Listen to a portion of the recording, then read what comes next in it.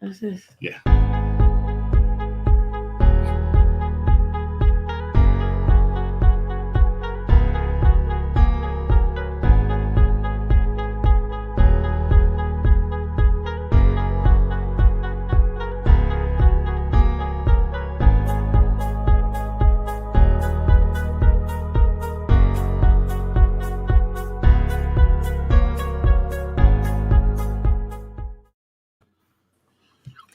Hello, everyone, and welcome to Set Up to Success. I'm Tracy, the host for today's talk.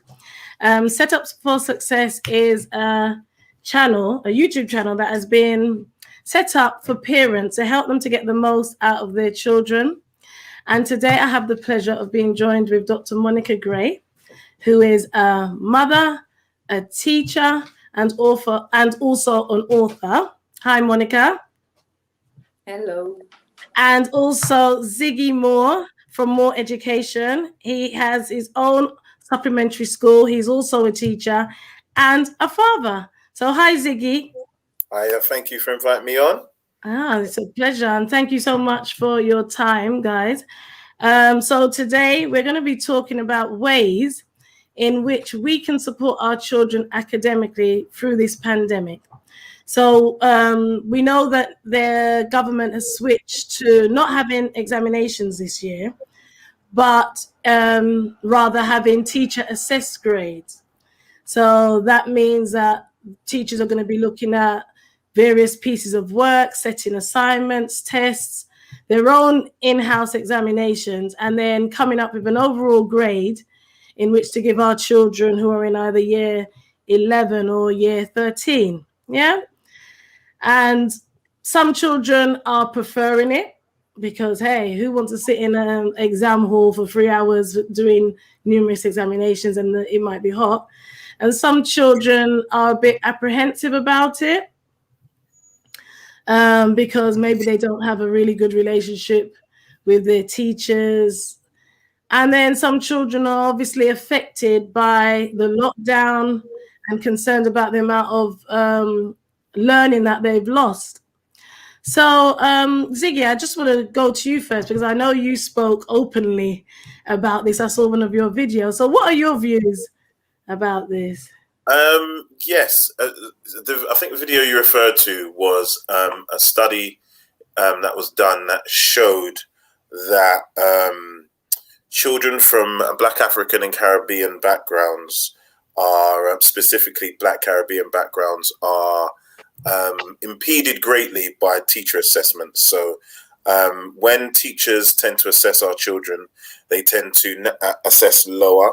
One of the things that we've fought for years is how a lot of our children, when exams were tiered, were entered for foundation as opposed to being entered for higher. So because of kind of this history that's been documented or well documented, it is quite daunting going into these situations. Are they going to treat our children fairly? Historically, they've not, so that there's no real reason for us to feel that they're going to moving forward. Because again, if it's down to human perception, a lot of things come into play. So yeah, it is a major concern I've spoken about numerous times, and I am quite concerned based on these assessments because I haven't seen any data or anything released addressing this issue, even though it's an issue that's always been there. So unless the exam boards or the government release something to specifically attempt to counteract the evidence that's been provided before, this is quite daunting. It doesn't mean not to engage with the exam process. It just means we're just gonna have to prepare our children to be a lot more skilled. More education, that's something that we're doing. So we've tried to attack things from all angles. One of the things that we've done is we've done our own kind of almost mini assessments. We've also kind of tried to predict what the teachers are going to use as assessments, do them in class, assess them. So it's almost they've already done it. So if we've marked them at let's say a B, and we can say, you can hand this into your teacher. If they say, oh, here's a Macbeth assessment. You have a Macbeth assessment that you can use, and you have it marked as well. There you go. So it's taken a lot of the stress away from the children, just having that knowledge and knowing that they have professionals in their corner to kind of back them, as well as parents, because we have a lot of talks with parents. We had a year 11 meeting immediately when this was announced, and we had a conversation with parents. Parents were able to ask questions. As the government has released more information, we've been able to kind of almost translate that to parents and let them know what that means for them and their children. So yeah, I think it's just about kind of being well informed, supporting your children, making sure that they have kind of very clear revision strategies and what they need to do, as well as thinking beyond the exams and thinking about what their next steps are. Because as we know, GCSEs and your results aren't the be all and end all. So yeah. Then I want to try and remember to come back to that point, because that was a really good point about thinking beyond. So Monica, you're the mother of a daughter. She's in year 11, isn't she? John, is she? Monica, can you hear me? That's right. Yeah, I'm struggling to hear you a little bit, but sorry. Do I need to turn up my sound? So Monica, how are you preparing? How do you prepare for it? Well, to be honest, for a long time, my children know that what I expect from them is their best. But they also know that my priority is their emotional well-being. I think if you look at what's gone on in this past year, we want to look at ourselves and we want to talk about society and what's gone on. But if we think about what the children have been through, the amount of uncertainty that they've had to deal with in this past year, and I actually think that this year 11 cohort have had it worse than the previous year 11, because the previous year 11 got to about this time and it was just decision made. Whereas from that point till now, this current year 11 cohort have had uncertainty after uncertainty after uncertainty. My daughter, that uncertainty, it was the biggest issue for her. And so I had to teach her how to focus on one moment at a time, in order to preserve her emotional well-being, in order to make sure that she wasn't stressing, because at one moment it was, oh, we're doing exams and we're not doing exams. And that back and forward approach isn't good for that, isn't good for this generation. In saying that, she has taken quite a good sort of charge of her own revision strategies, and she did sit down and she focused and she organized herself. But I think what I try to do with her is give her the bigger context. I look to, well, what is your purpose? What are you doing these exams for? What is your next step? What is it that you need to get in order to move on to your next step? And once you get that, don't worry about anything else. That relieves the pressure, but also it helps her to have that forward focus. I think one of the things that our young people have struggled with is, if the world is going to end, if I might die, what's the point? What is the point of me working hard?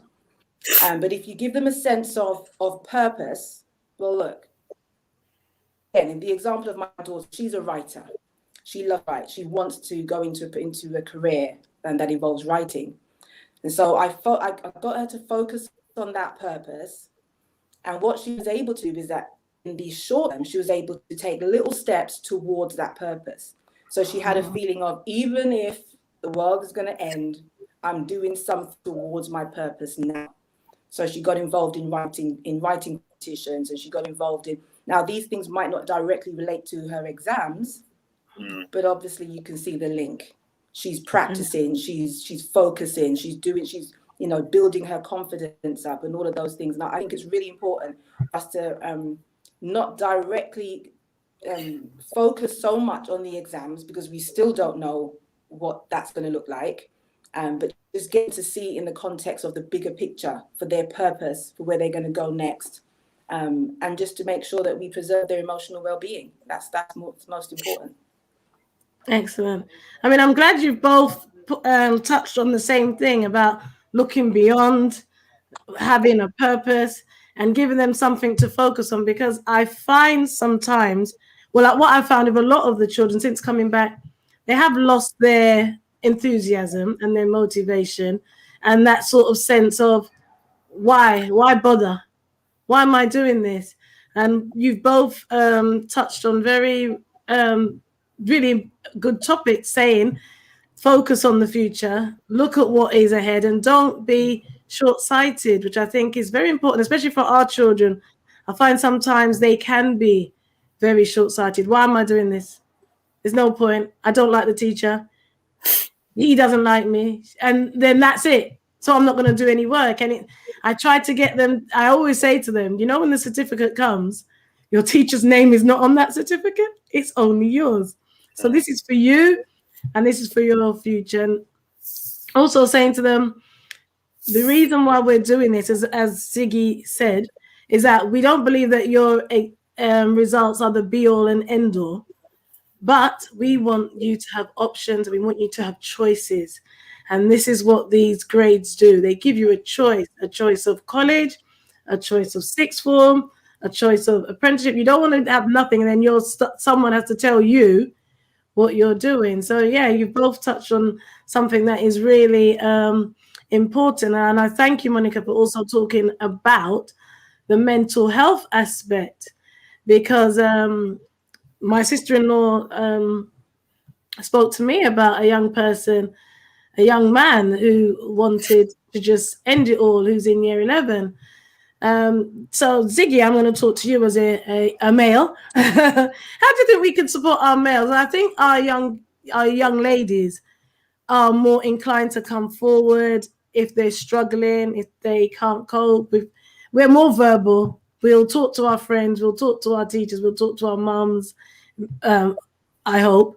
But what about our young boys if they feel that they're struggling? What sort of things, coping mechanisms, or how could we support them? I'll be honest. It's a huge issue. I'm working with a school currently and devising a program for their sixth form boys who are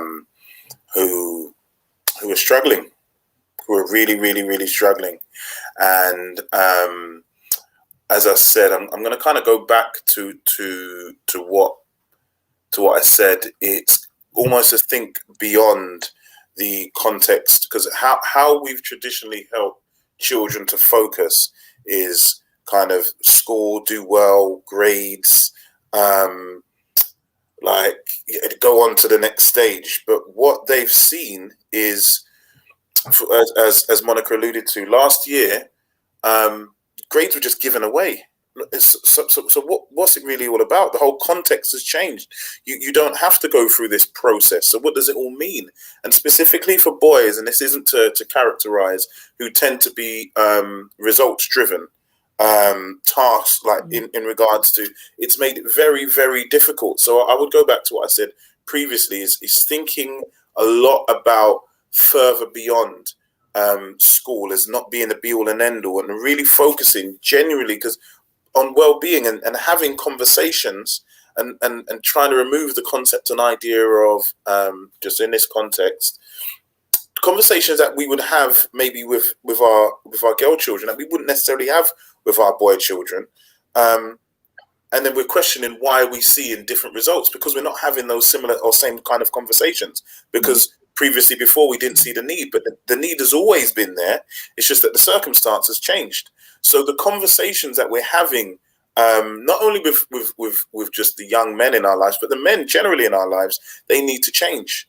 They have to change. I've read something from the Prince's Trust, and I think something was released, it's about 2 weeks ago, and something else was released about how unemployment has specifically affected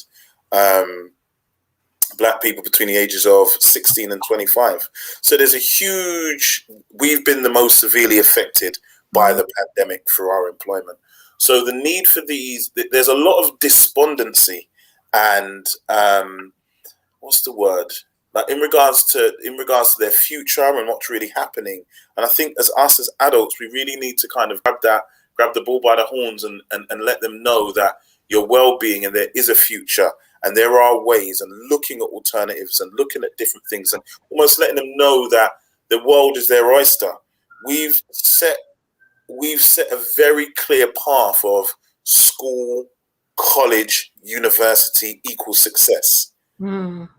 However, the job market and the world is saying it's not that anymore. So I think as adults and as parents, we've got to take responsibility for the paradigm we've created for our children hasn't necessarily, as Monica said, focused on well-being, focused on your talents, focused on your passions, because in today's society, those are actually the things that are going to lead to your overall success, not just your financial success or success as in a grade, because they now know that grade doesn't actually mean anything. It doesn't mean as much as I've been told. So sorry to kind of rant on. No, this is fine. Yeah, I generally think before we think of what can we do as for our children as adults, we need to look at the situation of what we're creating for our children and we've been pushing them into, and maybe change our perspective and begin to have much more open, honest conversations with our children about life, about how it works, about failure. I think we've sometimes pumped them up to this idea that, well, if you fail, you're going to mash up and you're not going to amount to nothing and this, that, and the other. We know that's not true. It does make it is hard, but failure often builds. Failure is part of life. Failure is actually something to look forward to, because it's something you can learn. Yeah, seldom do we have these conversations. It's like, oh, well, look at your grade. Look at how do you bring me down to parents' evening? And are you with me? I think there needs to be more so. There needs to be a paradigm shift with us, our expectations of our children, the conversations we're having with our children, differentiating between the conversations we're having with our sons and our daughters. I saw a meme of a dad. I used this as in one of our discussions. A dad, he held his son very close and kissed him on the forehead. Are you with me? How many young men have experienced that kind of close physical? And a lot of the boys said they hadn't. And then I asked, how would you feel if you did experience that? And a lot of them want to experience that. They see their sisters experiencing it. They see it's acceptable, and they've learned to accept, oh, well, that's just not for boys. Why not? And I think as parents and as adults, we definitely need to really, really change our attitudes and how and the conversations we're having with our children. We need to be a lot more honest and open. Sorry if I went on for a bit. No, that's fine. So, Monica, you've got a son. What year is he in, or what is he doing at the moment? Can you hear me, Mon? I didn't quite hear that. I couldn't hear that. What is your son doing at the moment? Your son? Did you say, what is my son doing? Is that what? Yeah. Yeah. Okay. My son, he's 19, and I agree with what Ziggy's just said. I really do agree. We set the tone in our homes for what our children are going to do. And one of the things that I have done, I'm getting to your question, but one of the things I've done is I've decided to go full time into my own business, which has led to my son also wanting to start his business and to go full time into his business, into working for himself. So he, at the moment, he's a graphic designer, and he does hoodie and t-shirt designs, but he also does character designs for people. He does logo designs, and so he's working alongside that. He's also working alongside me and doing a lot of graphic design work for my business, as well as other people who commit him on a one-to-one, on a personal. Now, like I said, I agree with a lot of what you said, Ziggy, because in my home, when it comes to mental well-being, when it comes to academics, I've got to understand that what I do, the tone that I set, is what they are going to follow. And so business has been a way that has helped him to focus on his purpose. You know, he took a gap year this year because he didn't see the sense in going to university, and he has used that time to sort of navigate and work out what it is he wants to do with his future. And so it has been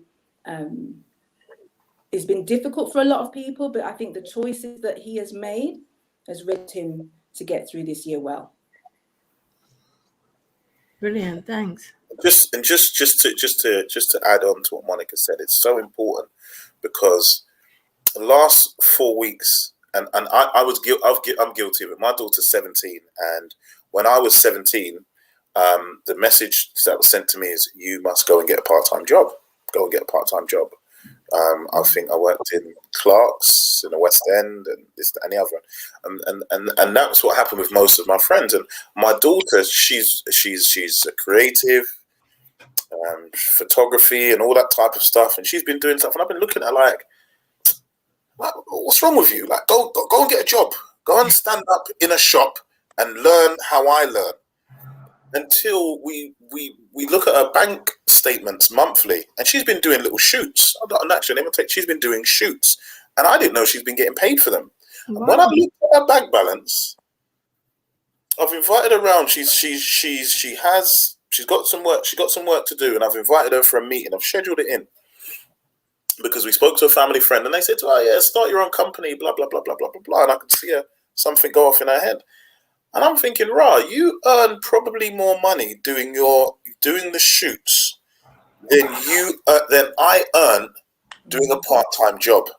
Yeah, I have to completely change my thought process because I was and possibly still am getting it very, very wrong. So we have to sit down and say, okay, so if you're starting a business, what does this? If we're going to register with HMRC or Companies House, what does this genuinely look like, and how are we going to move forward? And to be honest, that's contrary to what my natural belief would have been. There's part of me that's like, no, go to McDonald's and stand up behind the till. Are you with me? But we have to change because we have mediums like, I don't know, she can Instagram where she shows her stuff off, and artwork that she can sell on Etsy or some, I don't know, all of these different mediums that didn't exist 20 years ago, 25 years ago. Why would I really force her to stand up in McDonald's behind the till? And they don't even have tills in McDonald's anymore. It's all self-service. So so we've got to really assess and think, what are we doing, and what are we really telling our children, what we pushing them into? That's so true. Because even at school, and I think, sorry, Tracy, I just wanted to say, sorry, go ahead. No, go. I can't hear you. Go ahead, Monica. Speak. There's a little bit of a delay. Okay. I was going to say that as a person of faith, we really, one of the things I've spoken to my son about is his ministerial gifts. And I really do believe that his decision to take time out this year, his decision to even study graphic design way back when, was prophetic in the sense that I wanted him, and I'm going to be honest, even though I'm saying, I've started my own business, I'm going to be honest, I was like, I do want him to get a job. I do want him to have something secure. That was my first inclination a few years back. But more than that, I wanted him to do what was inside of him. I wanted him to bring out that potential. And his leading was to do graphic design. Who was to know that the whole world was going to go online for this past year? Who was to know? And so this is why it's so important for us to allow our young people to follow their spirit, to follow their own leading.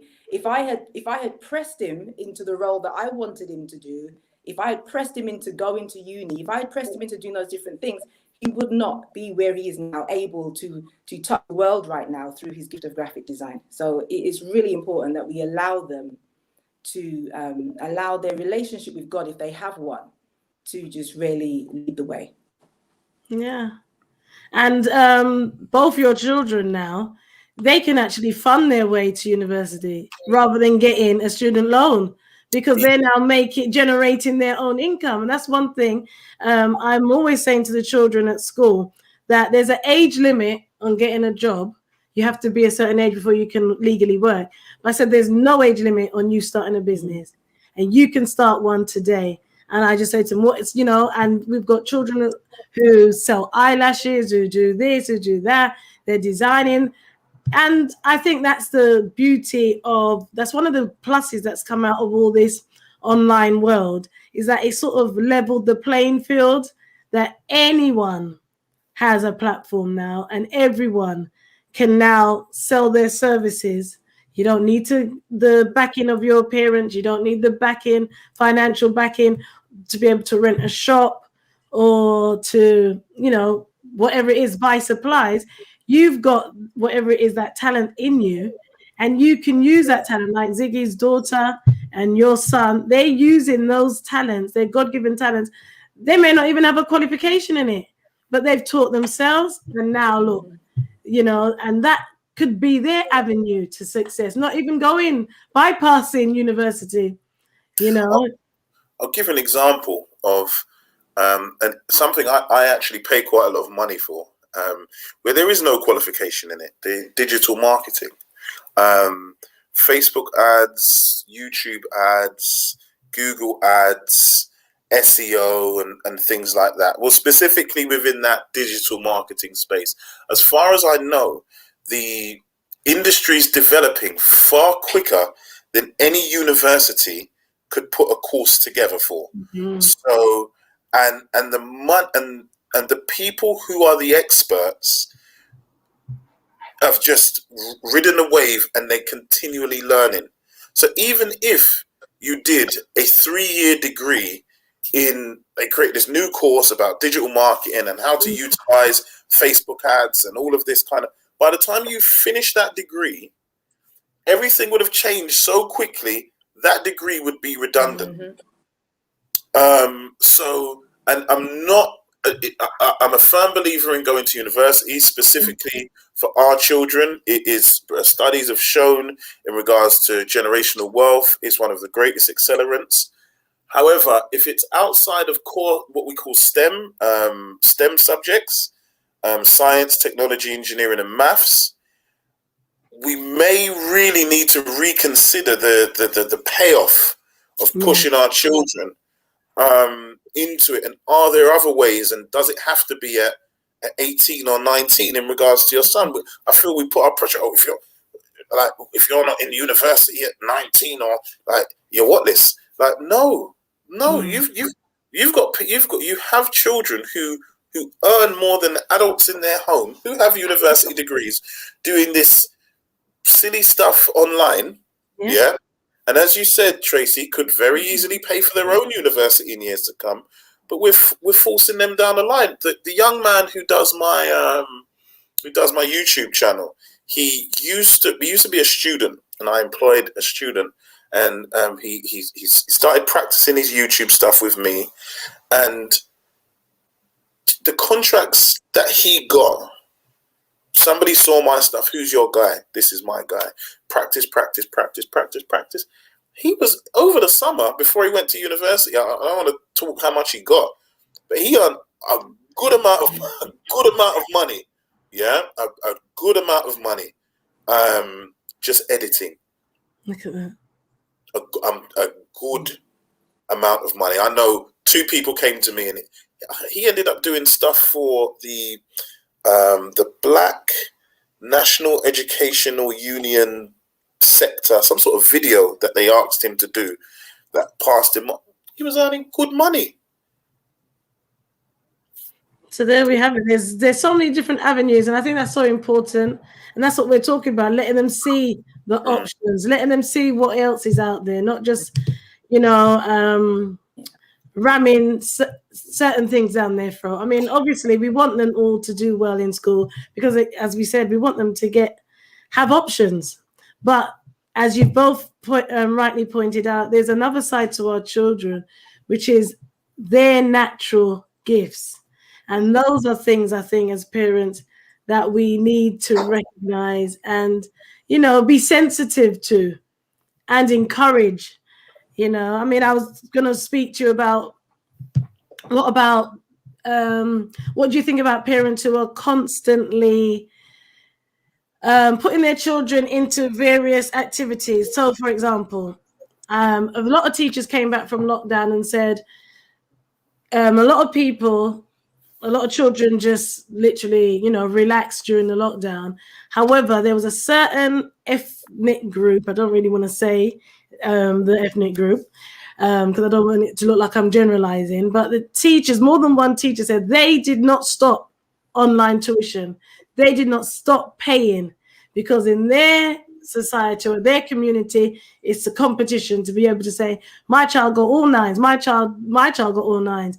Whereas I don't know if as the Black community, I think we sort of eased off a little bit, whereas other communities were like, well, we're going to use this as an opportunity to push our children even more. I mean, what are your views on that in putting our children in? A lot of people have said, well, once they come from school, they're tired. Why should I pay for another tutor? Or the school teachers should be teaching them. Why should I pay for extra maths, extra English, extra science? So what are your views on these sort of things? I know Ziggy. I'm a bit biased. I think Monica should go first. I think I'll go afterwards because I've got a very biased perspective on it. So, Monica, do you want to go first on this one? Yeah, I'll go first. I believe in balance.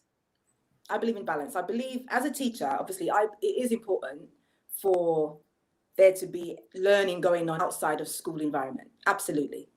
I agree with that. I think if the parents are able to put something in place where the child is a little bit of work, whether it's on a daily basis or a weekly basis, then it's fine. If the parents are unable to do that themselves, then it's absolutely worth investing in if it's online education, supplementary education. This is what has supported our children for decades. It is what has enabled our children to thrive in the midst of the society that we live in. And it's something that I highly recommend. But I do think we can go too far because there are those parents who, every single day the child is in something, and the downtime is as necessary as the hard work. And again, it depends on what it is. If it's just that focus. So, for instance, if a child has a strength in a particular area, my recommendation would be that you actually them sessions in that area of strength. And most people would say, why don't you plug their weaknesses? Actually, if a child is struggling in a particular area, I'm of the opinion that if you then force them, so a child doesn't like maths and you're forcing them to do extra maths twice, 2-3 times a week, I'm not sure that's the best way to go, because to that child, there's a problem and that there's a weakness here.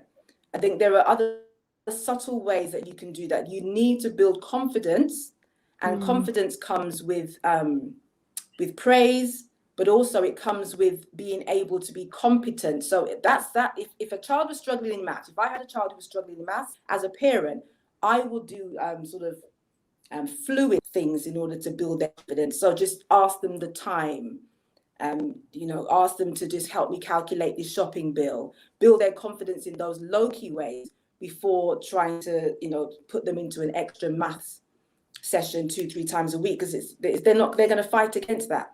Yeah, fight against it. So I think balance is important. If they love football, if they love art, give them some of that as well as the academic stuff. Brilliant. Thank you. Ziggy? I agree. Balance is very important. And although you were reluctant to speak in regards to an ethnic breakdown, for not generalizing, what I will do is I'll speak specifically on my experiences as operating a tuition center. Yeah. We've moved online in the past year. However, previously we had a physical space in North London in Edmonton.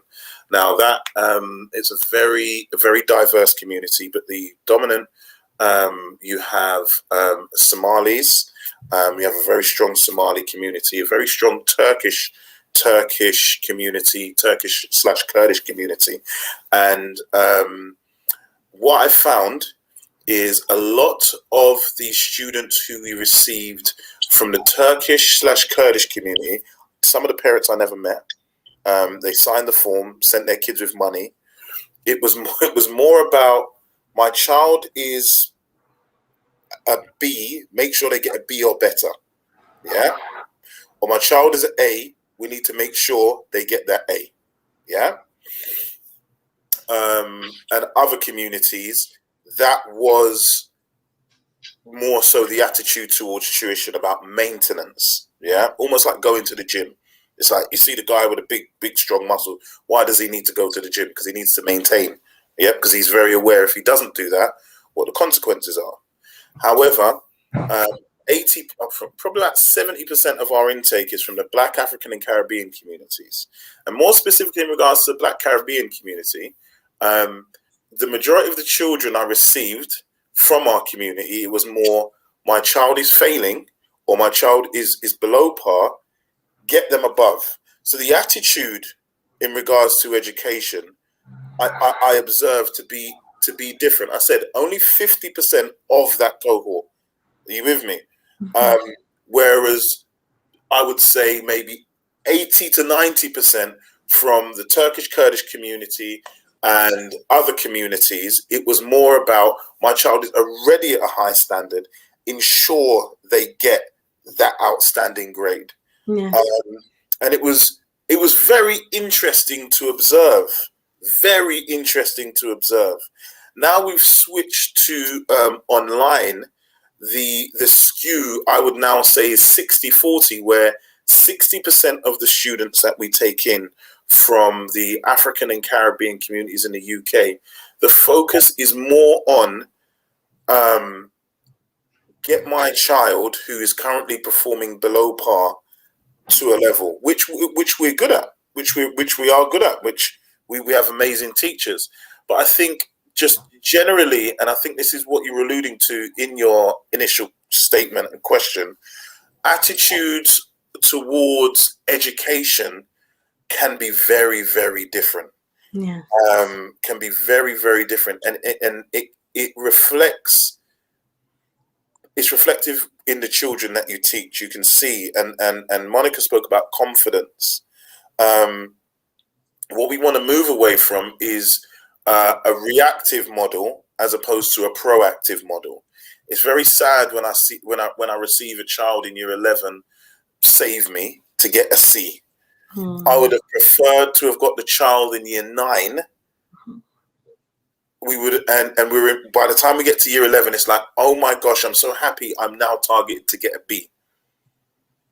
And if there's any message that I would put, it would be, let's try to be proactive in regards to education as opposed to reactive in regards to education, because I'm a firm believer in extracurricular activities. I played football from the age of 6. So did my son. My daughter played rugby. They both did swimming lessons. I think my daughter got as far as a lifeguard.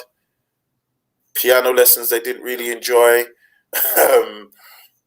Lots of basketball. Lots of different things. I'm an advocate of these things. However, in the current climate,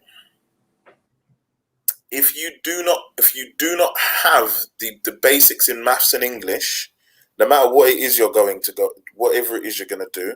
So one of the things that we look at, even though it's not on a curriculum, is how to send an email. A hell of a lot of our children have no idea how to structure an email. There's nothing you can do without you can't complain about your council tax if you can't send an email. So again, I would say we need to be proactive, getting our children into tuition and identifying gaps as early as possible. Even if you're able to identify the gaps and you don't necessarily want to send them to tuition, at least you know where the gaps are. Yeah, I think attitudes are attitude. I mean, I don't know what you guys have found, but I do find attitudes to learning and education very, amongst various different ethnic communities, whereas some will place a really high priority and some just go. It's just put the uniform on and go. I mean, sorry to interject. I think one of the things that we have to take into consideration, and specifically when dealing, I'm going to speak specifically in regards to the quote unquote Black Caribbean community in the UK. Our general experience with education has been bad. A lot of parents have had extremely negative experiences with education. Me, for example, my dad was excluded from school. I was excluded from primary school.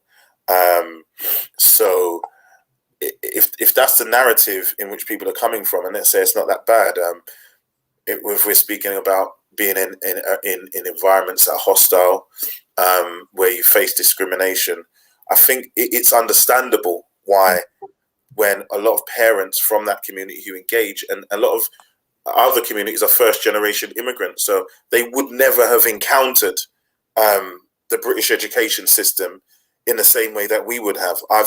In my family, we've experienced 2 generations. We're on our 3rd with my children, whereas a lot of Black Africans, specifically from West Africa, their parents may not have experienced the education system. So what their idea of education is different from different communities. So I think that's something that we have to take into consideration before doing what may look or seem to be condemning of any specific groups.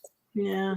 So how do you think we could support more our children from the Caribbean communities to ensure that they do get the best grades and, the best support? What could we do? As parents, what could we do as parents? Monica? Tracy, I'm wondering, is it possible for you to type the questions in that? Because I'm really struggling to hear. Is it? Oh, okay. So Ziggy, while I type it for Monica. Yeah, I'll fill the gaps. Okay, so there's an amazing, the UK's leading online Black supplementary school and tuition service, moreeducation.co.uk. I learned how to plug, yeah. I would say that that's probably a good start. The reason that's a good start is because we do extra tuition in maths and English, but we also offer additional courses in financial intelligence and world and African history. Now, we pick those courses for a very specific reason. Firstly, the world and African history gives you a greater sense of yourself. Once you have a greater sense of self, yeah, which a lot of our children lack, that gives you a grounding and a purpose. We do financial intelligence for us to give them the why. I'm going to work, but work, as we said, is not the be all and end all. Why it's all about, why are we in this system? How does money work? So we haven't just thrown those 2 additional classes in because they sound great.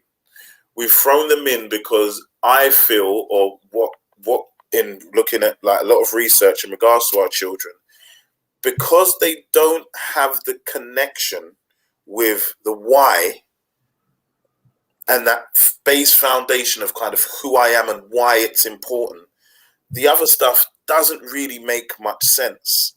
And therefore, the outside influences can be very, very powerful.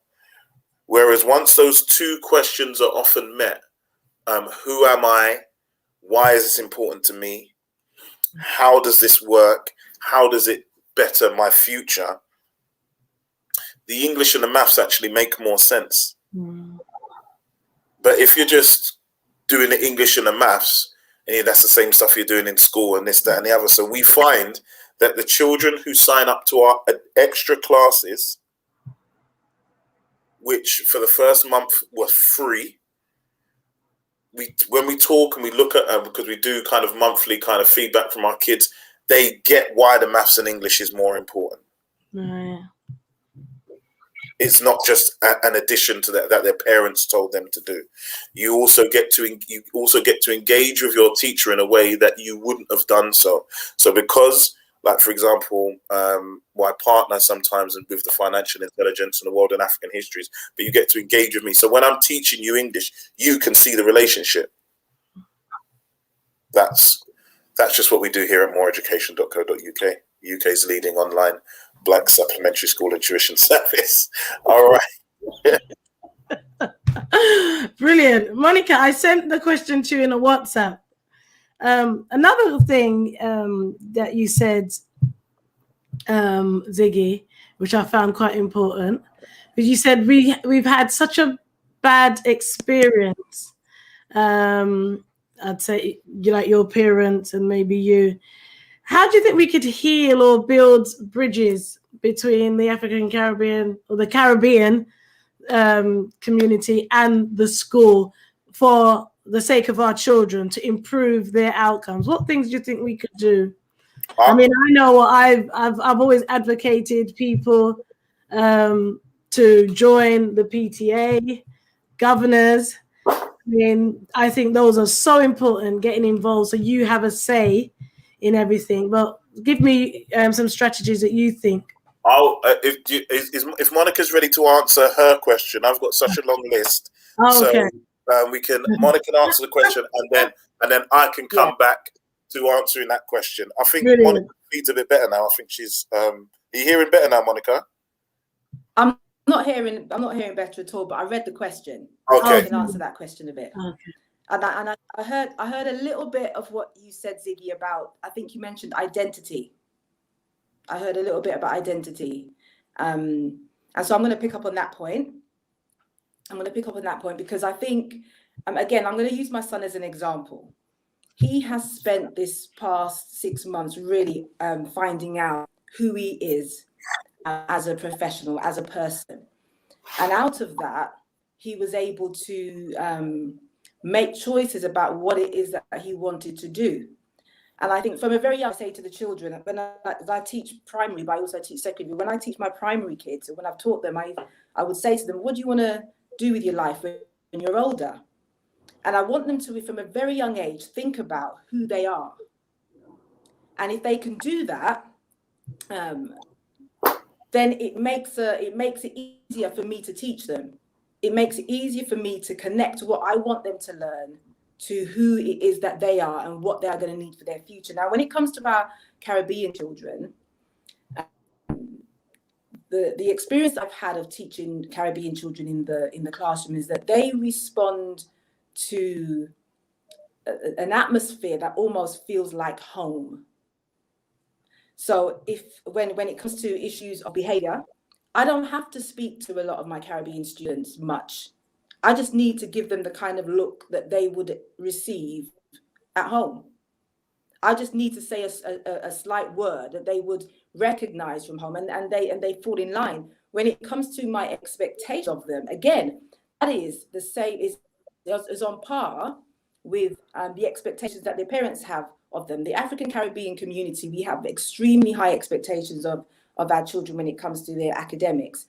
And if we mirror that expectation in the classroom, we are going to see our children flourish, because teacher expectation is one of the major indicators of a child's academic success. I think recognizing that our culture, who we are, belongs in the classroom is another way in which we can help our Caribbean students. My English teacher, he used to tell us Bernatty stories. He made me fall in love with English literature because the stories that he would tell us, I was familiar with. I recognized, it wasn't foreign to me. And I feel that when our children go into schools and they are reading stories, that it's good to learn about all cultures, but when they don't see themselves in a positive light in the stories that they read, in the the textbooks, in the curriculum, yes, is not only is it damaging to their self-esteem, they just disconnect. They disconnect. I also think it's important for us to encourage them to speak up when something makes them feel uncomfortable. So there are references that are blatantly racist in some of the literature books that they read. Rather than sit there and feel tense and angry, I encourage young people to speak politely and say, okay, so how do we feel about that racist term? This is how I feel about it. Why do we have to study this? And so on. So question it. Don't just sit there and take the curriculum as given. Thank you. Them really good points there. Thank you. Ziggy, your long list. Interestingly enough, I did some filming recently for our YouTube channel, and I addressed the same issue. I think it's so. I think the the disengagement is quite profound. We had when I grew up in the late 80s, early 90s, well, to mid 90s, I think we still had quite a few supplementary schools. I was fortunate enough to attend a supplementary school in Stoke Newington called the Claudia Jones Organisation, and there were numerous ones. But what that was a almost a relic of the first generation Caribbean, my grandparents who came over and understood what was happening. It was probably based on Cord 72 book, how the education system makes the West Indian child subnormal. I think I've messed up the title, but one of the things I think we have to take into consideration is something I've been thinking about. I read the Sewell report recently. We use this term Caribbean child, like the Caribbean child and so on and so forth. But in actual fact, they're no longer Caribbean children. We're now dealing with our third and possibly fourth generation of children from Caribbean immigrants. A vast majority of them have never been back to the Caribbean. And probably if you were to pull out a map, they probably couldn't point to the island in which their grandparents came from. So I think it's a lot of the children who would have been of this Windrush generation are more probably akin in regards to their academic attainment and outcomes of white working class children. And if we begin to look at things through that lens, because culturally we've changed a huge amount, there's more so been an expectation of assimilation as opposed to separation. So whereas the communities in which you speak about, well, you didn't specifically speak about, Tracy, but were that I spoke about, have a very powerful and strong cultural connections. Yes. Very strong. Most of those children speak their mother tongue. Yes. And there's a reason for them to understand, and they know why education is important. The aspirations we're seeing with our quote unquote, as I said, black children of the Windrush generations, their aspirations are much more akin to white working class children who have traditionally and for centuries had low aspirations. When you compound that with the idea of race, it makes it even kind of worse. So the idea of your why, your what and your why changes. I think we have to begin to look at education for our children for a different lens. I think we need to remove this idea of this kind of Caribbean and not to dismiss what you said, Monica. I do agree that there still are some remnants of a cultural connection, but it can be problematic. It can be very, very problematic because what would have been community based. A lot of immigrant communities are very close together because it's how they work and they build communities out. Whereas the Windrush generation, the typical communities of Ladbroke Grove, Brixton, and Stoke Newington no longer exist.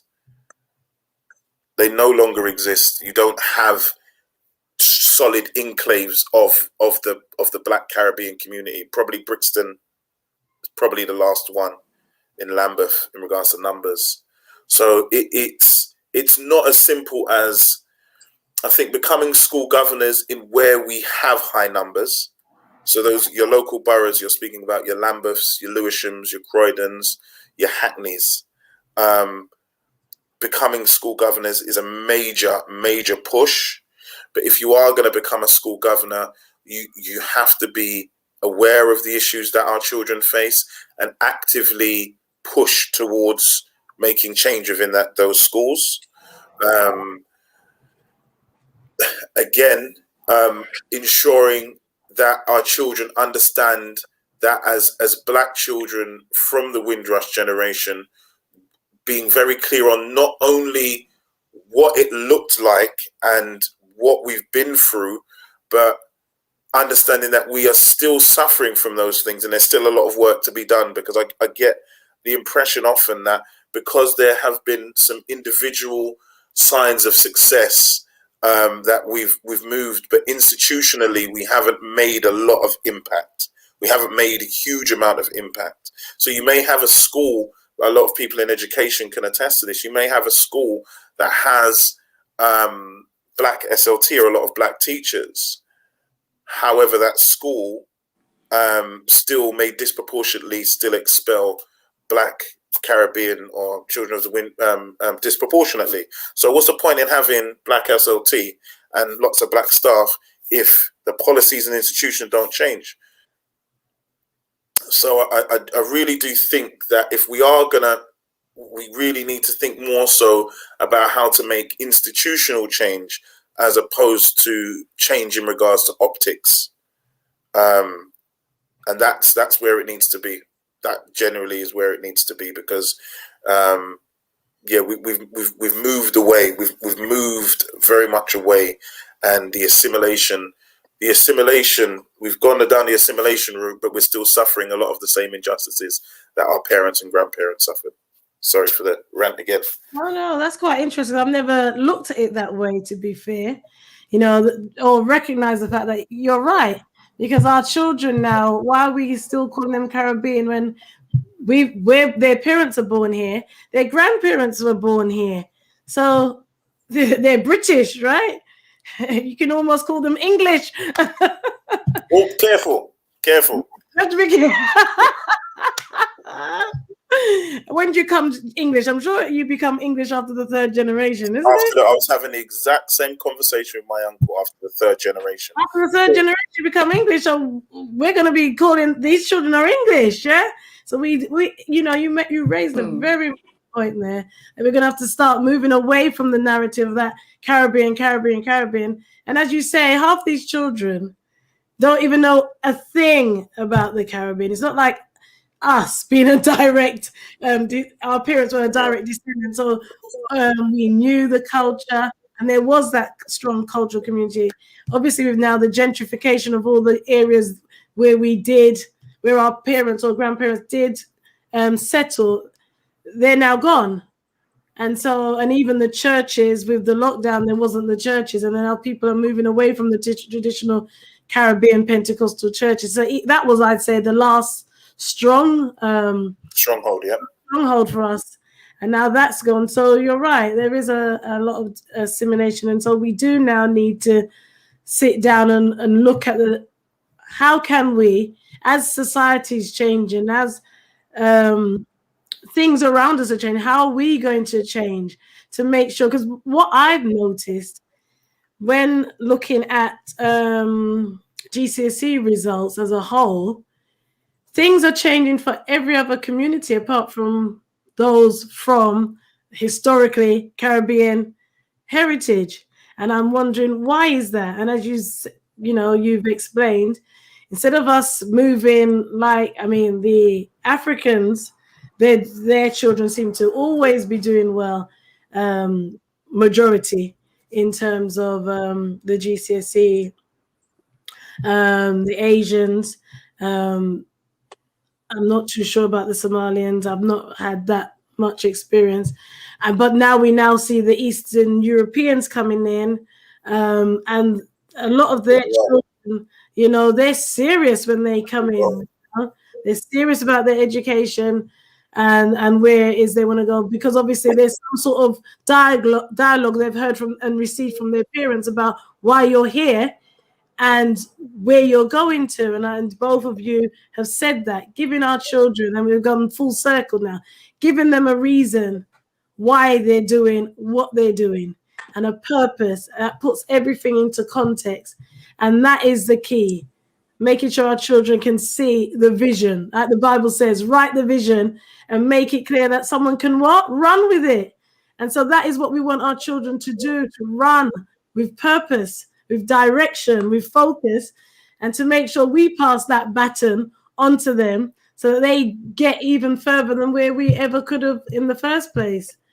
You know, so you guys have given some really excellent nuggets, and I'm sure the parents watching, or the parents watching live, or the parents watching the replay will have so much food for thought and so much wisdom that they can go back, reflect on how we're looking at talking to our sons, talking to our daughters, supporting them emotionally, loving on them, our conversations, you know, talking to them about the trajectory that they're having in life, their vision, their goals, their gifts. I mean, what didn't you guys cover? The only thing you didn't cover was what we feed them. But you did so. I'll tell you what, but I've been picking up, like I say, just little bits of what you both have been saying, and I'm hoping that you're gonna leave this on the channel for a while, because I want to go back and listen to it, please. No. This is going to be available. I caught some of it. It'll be available on the Set Up for Success. I'm going to put it on. It will be there for the people who's got Facebook. It's also going to be available on my YouTube channel and on my website, which is tracyanswer.com. So no, all these videos are historical gold nuggets. They won't be just lost. But I just want to say thank you to both of you for giving up your time on behalf of our children and our parents. Thank you so much. Thank you for your wisdom. And, you know, I'll be calling on you both in the future. Anytime. Thank you very much. And thank you for plugging your supplementary school, Ziggy. Anybody in the Enfield area and you want to, you know. No, we're online now. So you're online, so it's all over. It's local. International. We have students in Bristol, Manchester, all over. Excellent. Thank you so much. Well done, and thank you, Monica. Done. Good. Brilliant. See you all soon. Thank you. Thank you. Bye.